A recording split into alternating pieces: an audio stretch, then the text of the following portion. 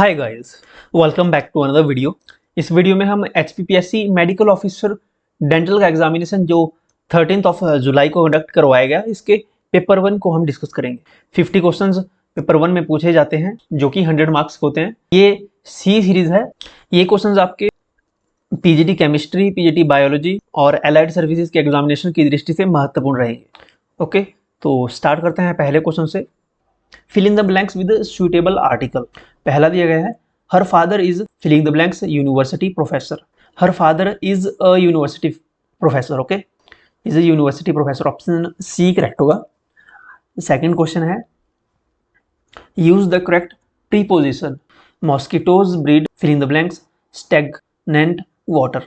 यानी कि रुके हुए पानी में जो है मच्छर पनपते हैं। Mosquitoes breed in stagnant water. Okay, in stagnant water. अगला क्वेश्चन है question number 3, fill in the blanks with an appropriate helping verb. She filling the blanks married to him for 20 years.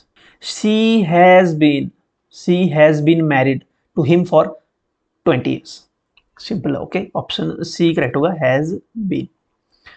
Question number 4 है, what does O stands for in 5 o'clock। अब ये जैसे लिखते हैं 5 o'clock, 6 o'clock, time के साथ ये O लगाते हैं, इसका मीनिंग क्या है? What does it stands? तो इसका मीनिंग होता है off. Off, option B correct होगा, ऑफ। फिफ्थ क्वेश्चन है, what part of speech are the underlined words in the following sentences?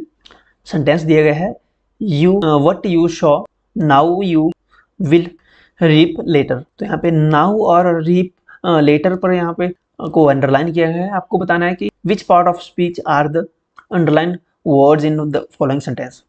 ये एडजेक्टिव है, प्रीपोजिशन है, एडवर्ब है या कंजक्शन है। नाउ और लेटर ये एडवर्ब है। ओके, ऑप्शन सी करेक्ट होगा, adverb. Okay, question number 6, pick out the independent clause in the following sentence.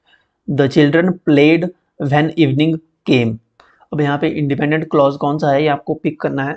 Independent clause क्या होता है? इंडिपेंडेंट क्लॉज होता है that can stand up by itself as a simple sentence. Okay, ये एक ऐसा स्वतंत्र उपवाक्य होता है जो स्वयं एक सिंपल सेंटेंस बन जाता है। ओके, जैसे व्हेन इवनिंग केम। ओके, तो यहाँ पे इंडिपेंडेंट क्लॉज है when independent came, option C correct होगा। Question number 7, use the correct past tense of the verb in brackets. यहाँ दिया गया है, she told me his name after he filling the blanks. यहाँ पे दिया है ब्रैकेट में लीव। यहाँ पे करेक्ट पास्ट टेंस यूज करनी है। She told me his name after he left या he had left. Was left तो नहीं होगा, हैड बीन लेफ्ट भी नहीं होगा। She told me his name after he had left. Okay, option B correct होगा, हैड लेफ्ट। 8th क्वेश्चन है, choose the correct statement. कौन सी स्टेटमेंट सही है? I will write a letter to you when I will reach Shimla. Second है, I will write a letter to you as I reach Shimla. Third है, I will write a letter to you when I shall reach Shimla. यहाँ पे as I reach दिया है, यहाँ पे when I will reach, यहाँ पे दिया है व्हेन आई शैल रीच, और फोर्थ में दिया है when I will write a letter to you when I reach Shimla. तो ये तो सरासर गलत है। ओ, यहाँ पूछा है कि कौन सा सही करेक्ट स्टेटमेंट पूछी है, तो I will write a letter to you when I reach Shimla, तो ये बिल्कुल करेक्ट है, ऑप्शन डी करेक्ट होगा। ये ऑप्शन 1 पहला देखें तो यहाँ पे 2 बार विल आ गया, तो 2 बार नहीं आएगा, तो ये तो ऐसे गलत हो जाएगा। सेकंड में यहाँ पे एज लगा दिया, तो एज जो है ये जो है करेक्ट कंजक्शन नहीं है यहाँ पे यूज करने के लिए, तो ये गलत है। यहाँ पे अगर व्हेन होता तब सही होता, व्हेन आई रीच, जैसा यहाँ पे फोर्थ में है। थर्ड में देखें तो यहाँ पे शैल जो है ये नेसेसरी नहीं है, तो ये भी गलत हो जाएगा। हमारे पास फोर्थ ही बचता है, I will write a letter to you when I reach Shimla, जब मैं शिमला पहुंच जाऊंगा। ओके, तो ऑप्शन डी इसमें करेक्ट होगा। 9th क्वेश्चन है, choose the correct spelling. Accommodate की करेक्ट स्पेलिंग बतानी है। तो एकोमोडेट की जो करेक्ट स्पेलिंग है वो होगी ACCO नहीं आएगा, ECCOMM आएगा। यहाँ पे एक सिंगल सी है, ACCOMMODAT, accommodate. Okay, option D correct होगा, एकोमोडेट। लास्ट क्वेश्चन है question number 10th, the most appropriate antonym of the word modest. Modest ये टीजीटी आर्ट्स स्टैट में भी पूछा गया था, ये सेम वर्ड, इसका वहाँ पे भी एंटोनियम ही पूछा गया था शायद, लेकिन वहाँ पे जो यहाँ पे ऑप्शन दिए गए थे वो डिफरेंट थे। मॉडेस्ट होता है जो विनम्र होता है, काइंड होता है, विनीत जिसे हम कह सकते हैं। यहाँ पे इसका पूछा है एंटोनियम उल्टा, तो इसका एंटोनियम होगा कंसेटेड। कंसेटेड होता है घमंडी टाइप, ओके, घमंडी। ऑप्शन सी करेक्ट होगा, घमंडी यानी कंसेटेड। क्वेश्चन नंबर 11 है, इनमें से किस वर्ण का उच्चारण स्थान निम्न 3 वर्णों के उच्चारण स्थान से भिन्न है। अब आपको उच्चारण स्थान चेक करना है त का, तो त का उच्चारण स्थान देखेंगे तो दंत्य है, थ का भी दंत्य है। यहाँ पे स सेब वाला स दिया है फोर्थ ऑप्शन में, तो इसका उच्चारण स्थान अगर देखें तो इसमें दंतमूल और मुसोड़ा दोनों का इस्तेमाल होता है जब आप स बोलते हो, तो इसका उच्चारण स्थान वत्सर्य है, ओके, वत्सर्य। लेकिन अगर हम श देखें, श के उच्चारण में दंत्य का इस्तेमाल नहीं हो रहा है, इसमें तालु का यूज हो रहा है, तो ये इसमें कठोर तालव्य है, ओके। इसका जो है जो उच्चारण स्थान है, तो ऑप्शन डी इसमें सी करेक्ट होगा, श। श इन तीनों में से जो है डिफरेंट है, ऑप्शन सी इसमें करेक्ट होगा, श। अगला क्वेश्चन है क्वेश्चन नंबर 12, उल्लास में कौन सी संधि है। तो उल्लास में संधि अगर देखें तो उल्लास का अगर हम विग्रह करें तो इसका विग्रह होगा उत जमा लास, उत्त जमा लास। तो ये उदाहरण है व्यंजन संधि का, ओके, तो ऑप्शन बी करेक्ट होगा, व्यंजन संधि। व्यंजन संधि का क्या फॉर्मूला है जिससे आपको पता लगेगा कि पहचान है कि व्यंजन संधि है। तो व्यंजन संधि में किसी भी वर्ग के पहले वर्ण जैसे क, च, ट, त, प, ये जो पहले वर्ण है इनका मेल किसी वर्ग के तीसरे या चौथे वर्ण से होता है, या र, ल, व, ह या किसी स्वर से हो जाए तो यह क को ग में बदल देती है, च को ज में बदल देती है, ट को ड में बदल देती है और प को ब में बदल देती है। ऐसा ही यहाँ पे हुआ, ओके। तो ये है व्यंजन संधि की पहचान, ऑप्शन बी करेक्ट होगा, व्यंजन संधि। अगला क्वेश्चन है क्वेश्चन नंबर 13, उपसर्ग का प्रयोग कहाँ होता है। तो सभी को पता है, हमने भी प्रीवियस वीडियो में कई बार इसकी डेफिनेशन डिस्कस की है कि उपसर्ग किसी भी शब्द के आगे लगते हैं, उपसर्ग आगे लगते हैं और प्रत्यय जो होते हैं वो शब्दों के पीछे लगते हैं, ओके। प्रत्यय पीछे लगते हैं, प से प्रत्यय, प से पीछे, ओके। उपसर्ग अ से उपसर्ग और उ से उपसर्ग और अ से ही आगे, ओके, ऐसे याद रखें, उपसर्ग आगे और प्रत्यय पीछे लगते हैं शब्दों के। तो ऑप्शन ए करेक्ट होगा इसमें, शब्दों के आगे। अगला क्वेश्चन है क्वेश्चन नंबर 14, निम्न में से कौन सा शब्द द्वंद्व समास का उदाहरण नहीं है, पूछा है यहाँ पे, कौन सा द्वंद्व समास का उदाहरण नहीं है। तो अगर आपने हमारी प्रीवियस वीडियोस देखी है हिंदी की, जिसमें हमने पीजीटी हिंदी के क्वेश्चन डिस्कस किए हैं, तो मैंने वहाँ पे सिंपल फॉर्मूला बताया है कि जहाँ पे ऐसे वर्ड आ रहे हैं और उनका जिनके बीच में डैश लग रहा हो, ये तो मैंने बताया था, लेकिन उनका आपको चेक करना है कि वो किसी और समास का उदाहरण तो नहीं है, ये भी आपको चेक करना पड़ेगा। जैसे यहाँ पे पाप पुण्य है, ये तो द्वंद्व समास का उदाहरण है, पाप पुण्य, ओके, अपोजिट है। राजा प्रजा, ओके, तो ये भी द्वंद्व समास का उदाहरण है। जीवन मरण, तो ये अपोजिट है। जैसे रात दिन, तो ये भी द्वंद्व समास का उदाहरण है। लेकिन यथाशक्ति जो है ये द्वंद्व समास का उदाहरण नहीं है। यथाशक्ति जो है ये अव्ययभाव समास है, ओके, अव्ययभाव समास है ये, अव्ययभाव समास यथाशक्ति। इसका मतलब होता है शक्ति के अनुसार, शक्ति के अनुसार। सो ऑप्शन बी इस क्वेश्चन का जो है सही उत्तर होगा। यथाशक्ति जो है ये द्वंद्व समास का उदाहरण नहीं है। क्वेश्चन नंबर 15, ये क्वेश्चन पीजीटी के किसी एग्जामिनेशन में पूछा गया था, मुझे याद नहीं है एग्जैक्ट कि कौन सा एग्जामिनेशन में पूछा गया था, कौन सा पेपर था वो, लेकिन ये क्वेश्चन आया हुआ है, रिपीटेड है ये क्वेश्चन। देश को हानि जयचंदों से होती है, निम्नलिखित में से इसमें कौन सी संज्ञा है। यहाँ पे आपको ध्यान रखना है कि यहाँ जयचंद किसी व्यक्ति का नाम नहीं है, किसी व्यक्ति विशेष का नाम संबोधित नहीं कर रहा है जयचंद। जयचंद का यहाँ पे मतलब है विश्वासघाती लोगों का, ओके। देश को हानि जो है जयचंदों से होती है, यानी देश को जो हानि जो है विश्वासघात लोगों से होती है। तो जयचंद यहाँ पे शब्द जो इस्तेमाल हुआ है ये उन व्यक्तियों की कैटेगरी को बता रहा है जो विश्वासघाती लोग हैं। तो ये व्यक्तियों की एक जाति को बता रहा है, कैटेगरी को बता रहा है, व्यक्ति समूह की, ओके। तो ये जातिवाचक संज्ञा की कैटेगरी में आएगा, ऑप्शन ए करेक्ट होगा, जातिवाचक संज्ञा। नेक्स्ट क्वेश्चन है क्वेश्चन नंबर 16, मानव शब्द का विशेषण क्या होगा। तो मानव शब्द का विशेषण होता है मानवीय, के मानवीय मानव शब्द का विशेषण है। यहाँ पे मनुष्य, मानवता, मानवीकरण, ये शब्द जो है ये संज्ञा है, ओके, ये संज्ञा की उदाहरण है, संज्ञा है ये, और विशेषण है यहाँ पे मानवीय। ऑप्शन डी करेक्ट होगा, विशेषण मानव का, मानवीय। क्वेश्चन नंबर 17, वह घर पहुंच गया। इस वाक्य में पहुंच गया निम्नलिखित में से किस क्रिया का उदाहरण है?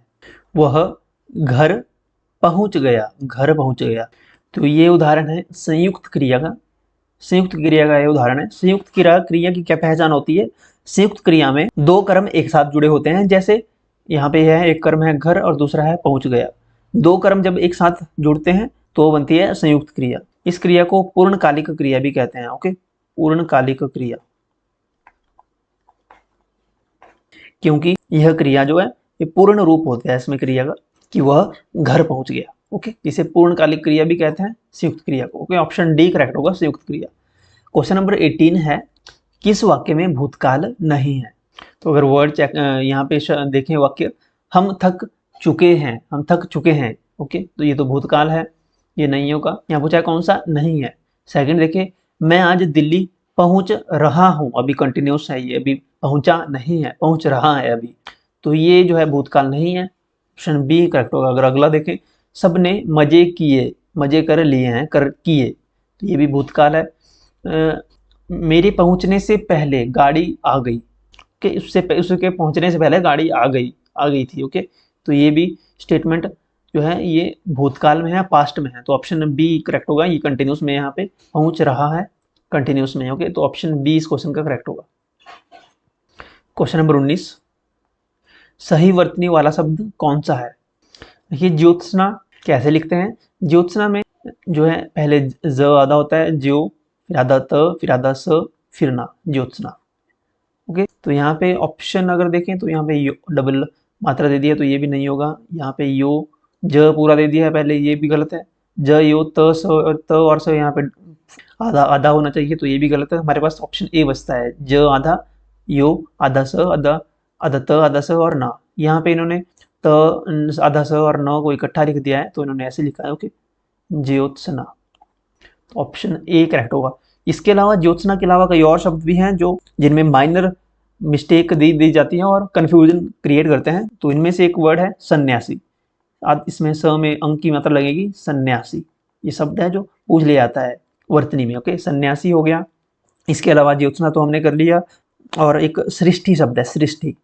तो सृष्टि लिखते हैं ऐसे। ओके, सृष्टि, ट आएगा यहाँ पे, ठ नहीं आएगा, सृष्टि, और स सेब वाला स आएगा। ओके, सृष्टि, ये तो हो गया सेकंड। और एक है श्रृंगार, श्रृंगार भी पूछ लेता है, तो श्रृंगार इस प्रकार से लिखा जाता है। ओके, इसमें एक ही आएगा, ऐसे डबल कई एक दो बार दिया जाता है, तो ऐसे दो नहीं होंगे, सिर्फ एक ही होगा। ओके, श्रृंगार। ये कुछ इंपॉर्टेंट शब्द हैं जिनकी आप प्रैक्टिस कर लें, क्योंकि यहाँ से क्वेश्चन बनते हैं। अगला क्वेश्चन है क्वेश्चन नंबर 20, गंगा गए गंगादास, जमुना गए जमुनादास, इस कहावत का अर्थ क्या है? गंगा गए गंगादास, जमुना गए जमुनादास, इस कहावत का जो अर्थ है वो है अवसरवादी व्यक्ति। ओके, यानी कि जो भी व्यक्ति सामने आए उसी की प्रशंसा करने लग जाना। ओके, अवसर ढूंढना, अवसरवादी व्यक्ति, कि गंगा गए गंगादास, जमुना गए जमुनादास। ओके, इस कहावत का अर्थ है अवसरवादी व्यक्ति। ऑप्शन सी करेक्ट होगा, अवसरवादी। ये तीर्थ यात्री तो बिल्कुल भी नहीं होगा, पुण्यात्मा भी नहीं होगा, स्वार्थी भी नहीं होगा, अवसरवादी व्यक्ति। ठीक है, ऑप्शन सी करेक्ट होगा। Gulf of Tonkin incident recently seen in the news is related to which of the following? Recently ये टोकिन की खाड़ी ये न्यूज़ में था, ये निम्नलिखित में से किससे संबंधित है? ये गल्फ ऑफ टोकिन, ये जो गल्फ ऑफ टोकिन इंसिडेंट है, ये इंसिडेंट हुआ था during Vietnam war. Okay, option D correct है। गल्फ ऑफ टोकिन ये वियतनाम वॉर से रिलेटेड है, ऑप्शन डी करेक्ट होगा। नेक्स्ट क्वेश्चन है question number 22, recently where was the event titled localizing the SDGs, women in local governance in India led the way organized। ये जो event हुआ जिसका title था localizing the SDGs, women in local governance in India led the way, ये organise किया गया था United Nations के हेडक्वार्टर में, यानी कि न्यूयॉर्क में। ऑप्शन ए करेक्ट होगा, न्यूयॉर्क में ये इवेंट ऑर्गेनाइज किया गया था। नेक्स्ट क्वेश्चन है question number 23, consider the following statements. Statement first दी गई है, Jagjit Pawadia has been reelected to International Narcotics Control Board, जिसको कहते हैं शॉर्ट फॉर्म में INCB, for the term 2025 to 2030 तक। तो ये बिल्कुल सही है। जगजीत पवाड़िया को री इलेक्ट किया गया है, फिर से इलेक्ट किया गया है, उनको री इलेक्ट हुए हैं ये इंटरनेशनल नारकोटिक्स कंट्रोल बोर्ड के लिए। ओके, 2025 से 2030 तक, बिल्कुल करेक्ट स्टेटमेंट है। सेकंड स्टेटमेंट अगर देखें, Earth Action non profit organisation recently released plastic overshoot day 2024 report. तो स्टेटमेंट 2 भी बिल्कुल करेक्ट है। तो यहाँ पे पूछा था कि in the light of above statements choose the most appropriate answer. तो यहाँ पे both statement first and statement second are correct, correct है दोनों, both and B are correct. तो ऑप्शन सी करेक्ट होगा इसमें। ओके, दोनों स्टेटमेंट्स सही है। नेक्स्ट क्वेश्चन है question number 24। Recently the government is planning to implement a new highway toll collection system based on which technology. हाल ही में सरकार किस तकनीक पर आधारित, कौन सी न्यू टेक्नोलॉजी पर आधारित जो है नई हाईवे टोल कलेक्शन सिस्टम लागू करने की योजना बना रही है। तो इस टेक्नोलॉजी का क्या नाम है जो इम्प्लीमेंट की जाएगी अब जल्द ही। तो इस टेक्नोलॉजी का नाम है ग्लोबल नेविगेशन सैटेलाइट सिस्टम। आपने देखा होगा कि टोल टैक्स के पास बहुत ज़्यादा रश हो जाता है गाड़ियों का, तो इससे छुटकारा पाने के लिए अब ये नई टेक्नोलॉजी इस्तेमाल की जाएगी जिसमें जो है ऐसा जाम नहीं लगेगा, ट्रैफिक नहीं इकट्ठी होगी। तो इस टेक्नोलॉजी का नाम है GNSS, global navigation satellite system. Option B correct होगा। अगला क्वेश्चन है question number 25। Who became the 30th director general of the central industrial security force CISF in India. किसे 30वां CISF का डायरेक्टर जनरल DG चुना गया है। तो DG नियुक्त हुए हैं CISF के 30th, जिनका नाम है नीना सिंह। ये काफ़ी चर्चा में भी रहे। Senior Indian police services officer Neena Singh को अपॉइंट किया गया है as director general of the central industrial security force. Option C correct होगा, नीना सिंह। नेक्स्ट क्वेश्चन है question number 26। India recently decided to elevate bilateral relations with which country to a strategic. Bharat ने किस देश के साथ द्विपक्षीय संबंधों को रणनीतिक साझेदारी तक बढ़ाने का निर्णय लिया है। तो ये 2023 का क्वेश्चन है करंट अफेयर से। तो ये द्विपक्षिक संबंध जो पार्टनरशिप है, स्ट्रेटेजिक पार्टनरशिप, ये हुई थी इंडिया और इजिप्ट के बीच में। ऑप्शन ए करेक्ट होगा, Egypt. Question number 27। Recently who clinched the 2024 Miami open mains double title at the hard rock stadium in Florida USA। हाल ही में अमेरिका के फ्लोरिडा में हार्ड रॉक स्टेडियम में 2024 मियामी ओपन पुरुष युगल खिताब किसने जीता है। जो Miami open mains double title किसने जीता है एट फ्लोरिडा USA। तो ये मेंस डबल टाइटल जीता है, एक तो रोहन बोपन्ना भारत से और दूसरे मैथ्यू एवडेन। ओके, इन दोनों ने जीता है men's double title Miami Open का फ्लोरिडा USA में। ऑप्शन डी करेक्ट होगा। Question number 28। Consider the following statements. First statement है in New Delhi recently DRDO organised the first international workshop on emerging technologies and challenges for exoskeleton. तो ये DRDO ने ये organise तो करवाई थी ये वर्कशॉप, फर्स्ट इंटरनेशनल वर्कशॉप, लेकिन ये न्यू दिल्ली में नहीं थी, ये हुई थी बेंगलुरु में। ओके, बेंगलुरु में। तो ये स्टेटमेंट गलत हो जाएगी। सेकंड स्टेटमेंट है recently the Asian future forum held in Hanoi Vietnam. तो बिल्कुल सही स्टेटमेंट है। देखिए, फर्स्ट स्टेटमेंट गलत है, सेकंड करेक्ट है। तो यहाँ पे statement first is incorrect and second one is correct. Option A correct होगा। क्वेश्चन नंबर 29 है arrange the following sports event in chronological ascending order. यानी बढ़ते क्रम में आपको बताने हैं ये स्पोर्ट्स इवेंट। यहाँ पे ICC क्रिकेट के टूर्नामेंट दिए हैं। पहला है ICC women 2020 cricket world cup 2023, ये कब हुआ, मंथली ये आपको अरेंज करने पड़ेंगे। सेकंड है ICC men's cricket world cup 2023। Third है एशियन गेम्स 2023 और लास्ट है वर्ल्ड एथलेटिक चैंपियनशिप 2023। तो ये क्रोनोलॉजिकली ऑर्डर इनका सेट करना पड़ेगा। तो अगर सबसे पहले ICC women T20 2020 cricket world cup 2023 की बात करें तो ये हुआ था फरवरी 2023 में। ओके, फेब में हुआ था। इसके बाद ICC men's cricket world cup 2023, ये अक्टूबर नवंबर में हुआ था। ओके, अक्टूबर नवंबर 2023 में। एशियन गेम्स 2023 सितंबर 2023 में हुई थी, और वर्ल्ड एथलेटिक चैंपियनशिप 2023 ये अगस्त मंथ में हुई थी 2023 में। ओके, तो हमें क्रोनोलॉजिकली असेंडिंग ऑर्डर में सेट करने हैं। तो सबसे पहले आएगा फरवरी, ओके, यानी कि फर्स्ट, सेकंड पे आएगा फोर्थ अगस्त, फरवरी अगस्त, फिर आएगा सितंबर थर्ड, और फोर्थ पे आएगा सेकंड। ओके, यानी 1-4-3-2, 1-4-3-2, ऑप्शन डी करेक्ट होगा। अगला क्वेश्चन है question number 30। Consider the following statements. Statement first है, IIT Jodhpur recently signed agreement on C. For automated services management in network of 5G and beyond using AI। तो statement बिल्कुल सही है। IIT Jodhpur ने ही हाल ही में C.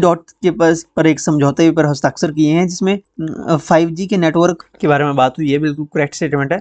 स्टेटमेंट सेकंड है, Ross ice shelf recently seen in the news is located in Antarctica continent.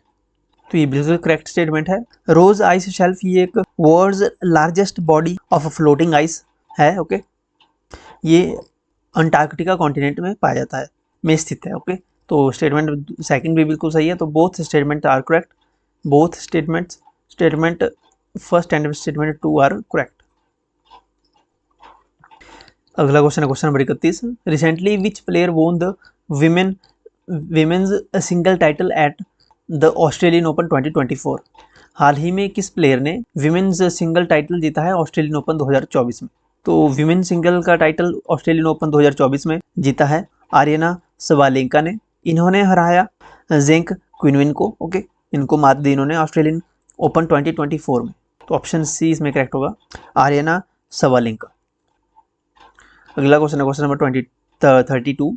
Recently which state became the first state to issue 5 crore Ayushman card under ABPMJY। तो इसकी फुल फॉर्म है, ए से आयुष्मान भारत प्रधानमंत्री जन आरोग्य योजना। ये जो स्कीम है, अब ये कौन सा राज्य है जिसने इस स्कीम के तहत 5 करोड़ आयुष्मान कार्ड जारी किया और ये पहला राज्य बन गया? तो ये कारनामा किया है यूपी ने। ओके, उत्तर प्रदेश में हुआ है ये। उत्तर प्रदेश ने 5 करोड़ आयुष्मान कार्ड इशू किए under this scheme. Okay, option A correct होगा, Uttar Pradesh. Question number 33। Which of the following is not an objective of the G20 summit. G20 summit का इनमें से कौन सा ऑब्जेक्टिव नहीं है, नॉट पूछा है? Improving the international trade relations, ये तो करेक्ट है। प्रमोटिंग ग्लोबल इकोनॉमिक ग्रोथ, ये तो एक ऑब्जेक्टिव है G20 समिट का। एनहांसिंग फाइनेंशियल रेगुलेशंस, ये भी इसका ही एक ऑब्जेक्टिव है, G20 का मेन ऑब्जेक्टिव है ये तीनों ही। लेकिन अगर फोर्थ देखें, प्रमोटिंग रिलीजियस हार्मोनी, तो ये मेन ऑब्जेक्टिव नहीं है G20 समिट का। ओके, तो यहाँ पर पूछा था कौन सा नहीं है, तो ऑप्शन डी जो है ये नहीं है। तो ऑप्शन इसमें डी ही जो है इस क्वेश्चन का करेक्ट आंसर होगा। अभी G20 का 18वां संस्करण 18th समिट हुआ न्यू दिल्ली में। ओके, भारत में हुआ इस बारी, न्यू दिल्ली में हुआ 18th समिट G20 का। ओके, इस न्यू दिल्ली में कहाँ हुआ? भारत मंडपम न्यू दिल्ली में। ओके, भारत मंडपम ये कहाँ कब हुआ था? ये सितंबर 2023 में हुआ, last year. Okay, question number 34। Which country regions regulator derecognised 6 Indian central counterparties. किस देश की नियामक ने 6 भारतीय केंद्रीय समकक्षों की मान्यता रद्द कर दी है? तो ये यूरोप ने ये काम किया है, ऑप्शन सी करेक्ट होगा, यूरोप। यूरोपियन यूनियन द्वारा 6 भारतीय केंद्रीय समकक्षों की मान्यता रद्द कर दी गई है। ओके, ऑप्शन सी करेक्ट होगा, यूरोपियन यूनियन। लास्ट क्वेश्चन है इस वीडियो का। Recently which state has filed a suit at Supreme Court claiming that the center is withdrawing national disaster relief funds। ये केस भी थोड़ा न्यू है कि recently किस स्टेट ने सुप्रीम कोर्ट में सूट फाइल कर लिया है ये क्लेम करने के लिए, कि मुकदमा दायर किया है कि जिसमें दावा किया गया है कि केंद्र जो है, जो आपदा निधि है, डिजास्टर रिलीफ फंड है, इसमें हेराफेरी कर रहा है। ओके, तो सुप्रीम कोर्ट में ये केस जो है सूट फाइल किया है तमिलनाडु गवर्नमेंट के द्वारा। ओके, ऑप्शन बी करेक्ट होगा, Tamil Nadu. Consider the following statements. यहाँ कुछ स्टेटमेंट्स दी गई हैं। पहली स्टेटमेंट है, Ghoghardhar lies in Mandi district. Ghoghardhar Mandi district में है। सेकंड स्टेटमेंट दी गई है, Himachal Pradesh was formed by merger of 31st princely states on 15th of April 1948. Third है, Swan river of Una is also known by the name of Sombhadra river. और फोर्थ है, peepal is the state tree of Himachal Pradesh. आपको बताना है which of the above statements is oblique are not correct, कौन सी सही नहीं है यानी गलत बतानी है। तो अगर फोर्थ देखें, peepal is the state tree of Himachal Pradesh, तो ये तो गलत है। हिमाचल प्रदेश का स्टेट ट्री जो है, राज्य पेड़, ये पीपल नहीं है। राज्य वृक्ष जो है ये है देवदार। तो एक तो फोर्थ हो जाएगा। First statement Ghoghardhar lies in Mandi district, बिल्कुल सही है, घोगरधार मंडी में है। सेकंड स्टेटमेंट अगर देखें, Himachal Pradesh was formed by the merger of 31 princely states, तो 31 प्रिंसली स्टेट को मर्ज करके नहीं बना था हिमाचल प्रदेश, हिमाचल प्रदेश बना था 30 प्रिंसली स्टेट्स को मर्ज करके। हो गए, तो ये स्टेटमेंट भी यहाँ पे गलत है। तो सेकंड स्टेटमेंट और फोर्थ स्टेटमेंट जो है दोनों गलत है, तो ऑप्शन बी करेक्ट होगा, सेकंड एंड फोर्थ। अगला क्वेश्चन है question number 37, what is the tallest mountain peak among the following.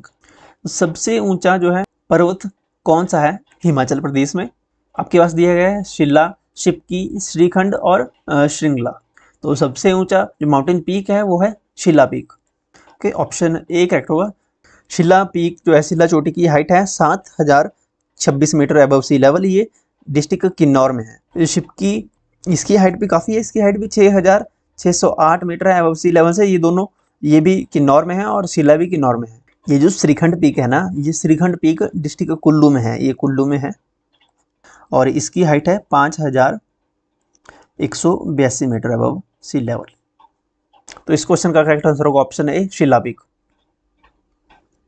अगला क्वेश्चन है क्वेश्चन नंबर 38 क्वेश्चन है, पांगी वैली जो चंबा में है, Pangi valley is located between which of the two following mountain ranges. Chamba valley किन दो माउंटेन रेंजेस के बीच में लाई करती है, लोकेटेड है। तो चंबा वैली लोकेटेड है पीर पंजाल और झंस्कार श्रेणी में। ओके, ऑप्शन डी करेक्ट होगा, पीर पंजाल और झंस्कार माउंटेन रेंजेस के बीच में है पांगी वैली, तो ऑप्शन इसमें होगा करेक्ट, ऑप्शन डी। चलिए अगला क्वेश्चन है क्वेश्चन नंबर 39 क्वेश्चन है, rising from Yamunotri in Uttarakhand, where does Yamuna river enters at Paonta Sahib. Paonta Sahib Himachal Pradesh में यमुना रिवर किस स्थान से जो है एंटर करती है हिमाचल प्रदेश में, पूछा है यहाँ से। राइजिंग फ्रॉम यमुनोत्री, उत्तराखंड के यमुनोत्री से निकलती है यमुना रिवर, और जब हिमाचल में एंटर करती है ये, तो किस स्थान से करती है।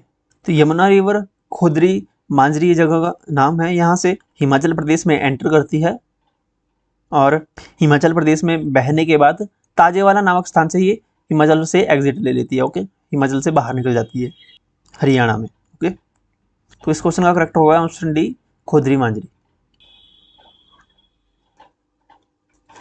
Question number 40, which of the following statements is not correct. पहली स्टेटमेंट है Gobind Sagar is the largest artificial lake of Himachal Pradesh, तो ये स्टेटमेंट बिल्कुल सही है। गोविंद सागर झील जो है हिमाचल प्रदेश की सबसे बड़ी कृत्रिम झील है, ये डिस्ट्रिक्ट बिलासपुर में है, सतलुज नदी पर बनी हुई है और इस झील का क्षेत्रफल जो है 169 जो है स्क्वायर किलोमीटर है। ओके, सेकंड स्टेटमेंट है rock salt mines are located in Khaniyara of Kangra, तो ये स्टेटमेंट सही नहीं है। ओके, ये गलत है। अब रॉक सॉल्ट माइंस जो है ये कांगड़ा के खनिहारा में नहीं है, जो खनिहारा में है माइंस वो है स्लेट माइंस हैं। ओके, तो स्लेट माइंस हैं, ना कि साल्ट माइंस। साल्ट माइन तो मंडी में है। ओके, मंडी के द्रंग में आपने सुना होगा, जहाँ पे सॉल्ट माइंस है, ये रॉक सॉल्ट माइंस है, तो ये स्टेटमेंट गलत है। खनिहारा में स्लेट माइंस है, ना कि salt mine. Okay, third statement है Kangla mountain pass connects Spiti with Ladakh, बिल्कुल सही है। कांगला माउंटेन पास जो है ये कनेक्ट करता है स्पीति को लद्दाख से। और ऑप्शन डी देखें अगर, तो बनस्का इज अ मेडिसिनल प्लांट, तो बिल्कुल सही है। बनस्का जो है ये एक पौधा है जिसको मेडिकल में यूज किया जाता है मेडिसिन बनाने में। ऑप्शन डी भी बिल्कुल करेक्ट है। तो यहाँ पे ऑप्शन स्टेटमेंट जो है बी गलत है। ओके, तो ऑप्शन बी इसमें जो है क्वेश्चन का सही उत्तर होगा। 41 क्वेश्चन है, rock inscriptions of Pathiyar and Khaniyara of Kangra are in which script. जो इंस्क्रिप्शन मिली हैं पथियार और कनिहारा में, वो कौन सी लिपि में लिखी गई है, ओके, उनकी स्क्रिप्ट का क्या नाम है, तो उनकी स्क्रिप्ट का नाम इनको लिखा गया है कौन सी स्क्रिप्ट में, एक तो ब्रह्मी स्क्रिप्ट में और खरोष्टी स्क्रिप्ट में। तो ब्रह्मी लिपि और खरोष्टी लिपि दोनों सही है, both of above, option C correct होगा। चलिए अगला क्वेश्चन है question number 42। What is not correct about Dhoom movement that occurred in erstwhile Rampur Bushahr state. यहाँ से पूछा है कि पूर्ववर्ती रामपुर बुशहर राज्य में हुए धूम आंदोलन के बारे में कौन सी स्टेटमेंट सही नहीं है, which is not correct about, okay. तो पहली स्टेटमेंट है it happened during the reign of Raja Shamsher Singh, तो यह राजा शमशेर सिंह के शासन काल के दौरान हुआ। सेकंड है the movement was against the land settlement order done at the instance of British government, तो यह आंदोलन ब्रिटिश सरकार के आदेश पर किए गए भूमि बंदोबस्त के आदेश के खिलाफ था। तो ये बिल्कुल सही स्टेटमेंट है। पहली statement it happen during the reign of Shamsher Singh के शासनकाल में हुआ, दोनों दूसरी स्टेटमेंट सही है।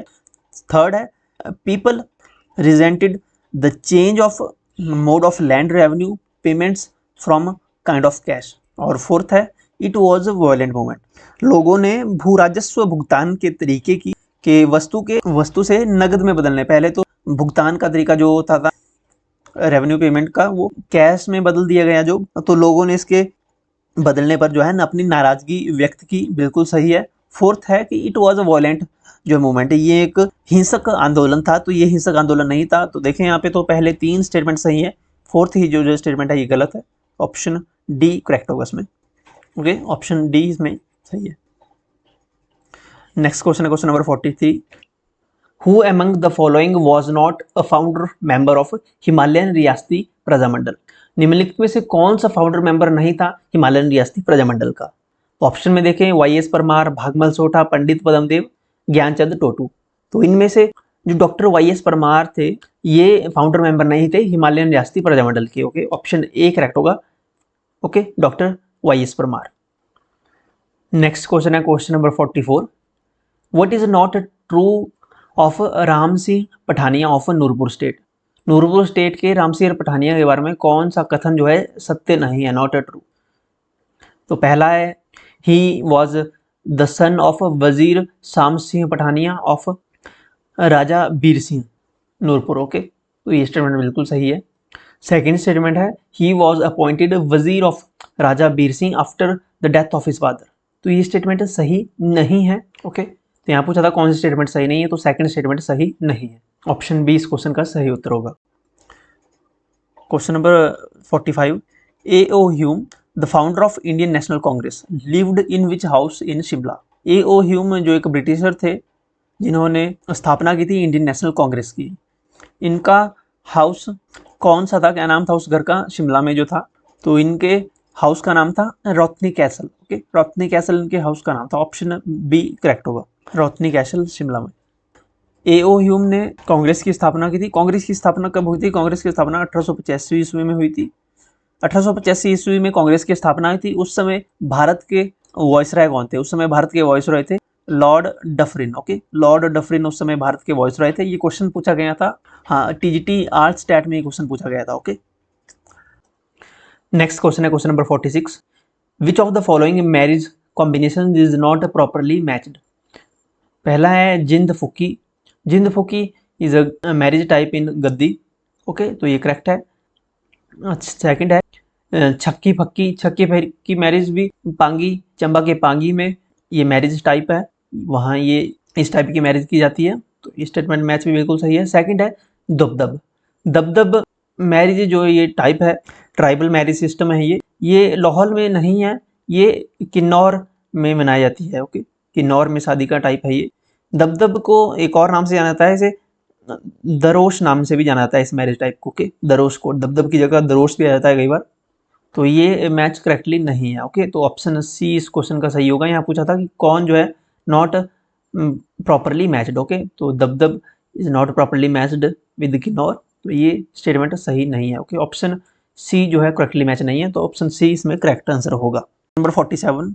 The architecture of which of the following temples is in Shikhar style, तो पहला ऑप्शन है शिवा टेम्पल बैजनाथ, शिवा टेम्पल जो बैजनाथ में है is an example of Nagar style temple, Nagar style of architecture which is characterised by the shikhara. Okay, तो ये इसी की फॉर्म है। तो पहली ही स्टेटमेंट सही है। अगर और देखें, लक्षणा देवी टेम्पल जो भरमौर में है, लक्षणा देवी टेम्पल ये द्रविड़न स्टाइल में बना है। ओके, इसमें एक पिरामिड टाइप का जो है टावर होता है। थर्ड देखें अगर, हटेश्वरी देवी जो हाटकोटी में है मंदिर, हटेश्वरी देवी टेम्पल जो है ये शिखर स्टाइल में नहीं बना है। इस मंदिर में नागर स्टाइल और द्रविड़ियन स्टाइल का मिक्सचर दिखता है। ओके, तो फोर्थ स्टेटमेंट है शक्ति देवी टेम्पल जो छतराड़ी में है। शक्ति देवी टेम्पल जो छतराड़ी में है ये टेम्पल नगर स्टाइल में बना है। ओके, नगर स्टाइल में बना है ये। तो इस क्वेश्चन का ऑप्शन ए करेक्ट होगा। शिवा टेम्पल जो है बैजनाथ में, ये शिखर स्टाइल में निर्मित है। Okay, option A. Next question है question number 48। Which fair in Chamba is essentially a fair of women and children. तो कौन सा मेला है चंबा में जिसमें बच्चे और महिलाएं भाग लेती हैं। ओके, तो ये मेला है सूही मेला। सूही मेला चंबा में सेलिब्रेट किया जाता है। सूही मेला अप्रैल मंथ में सेलिब्रेट किया जाता है डिस्ट्रिक्ट चंबा में। सूही मेले के पीछे स्टोरी है कि सूही मेला चंबा की रानी जो थी उनकी याद में सूही मेला मनाया जाता है। उनके लिए ट्रिब्यूट के रूप में इस मेले को सेलिब्रेट किया जाता है, जिन्होंने सेक्रीफाइस किया था चंबा में जो पानी की कमी थी उसको लेकर। ओके, उन्होंने अपनी जान दे दी थी। तो सूही मेला बिल्कुल करेक्ट होगा, option A. Question number 49। Next question है Nij Path Ka Avichal Panthi. Nij Path Ka Avichal Panthi is an autobiography of which of the following.